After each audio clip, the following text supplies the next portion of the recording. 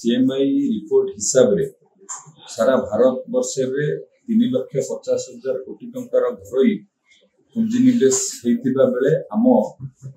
ओडिशा रे चलित वर्षर प्रथम क्वार्टर रे सीएमआई रिपोर्ट हिसाब रे आम पाखापाखि 1,40,000 कोटी टंकार घरोई पुंजीनिवेश आम सरकार तरफ अनुमति दि ये निश्चित भाव में आम सरकार एक बड़ सफलता ओडिशा एक गर्वर कथा। सीएमआई रिपोर्ट हिसाब रे ओडिशा सारा भारत वर्ष 1 नंबर रहा ये हूँ आम सरकार माननीय मुख्यमंत्री नेतृत्व में शिल्प विभाग जो भली भाव में काम करुच्ची उत्कर्ष ओडिशा कनक्लेव आयोजन करने विभिन्न सेक्टर रो इंडस्ट्री की आकर्षित करने ओडिशा इन्वेस्टमेंट करने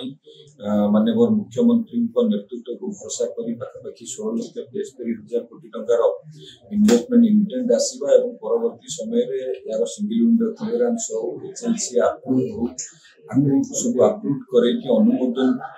अनुमोदन करे कि जो भली भाव में 1,78,000 कोटी टंकार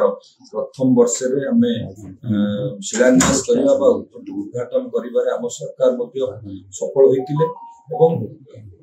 आपन जो सीएमआई रिपोर्ट कथा कहते आम सारा भारत वर्ष प्रथम स्थान आम अधिकार कर तो ये सब देखिए ये सब हूँ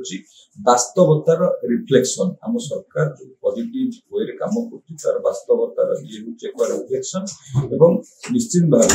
आगामी दिन में ओडिशा रे आहुरी अधिक शिल्प गढ़ी उठिब विभिन्न सेक्टर केमिकल पेट्रोकेमिकल हो रिन्यूएबल एनर्जी हो कि सी बिल्डिंग सी मैन्युफैक्चरिंग टेक्सटाइल गोटे भल इकोसिस्टम ओडिशा भली डिफरेंट सेक्टर रो इंडस्ट्री ओडिशा रे आगामी दिन होगा जाउछि माननीय मुख्यमंत्री जो विजन अच्छी जो समृद्ध ओडिशा गठन करने निश्चित भाव में समृद्ध ओडिशा रे शिल्प क्षेत्र अग्रणी भूमिका रही सारा ओडिशावासी युवक मानकर जो आशा आकांक्षा अच्छी पूरा कर शिल्प विभाग निश्चित भाव में सफल हो निश्चित भाव में माननीय मुख्यमंत्री भरोसा कर विभिन्न प्रकार विभिन्न सेक्टर रो इंडस्ट्री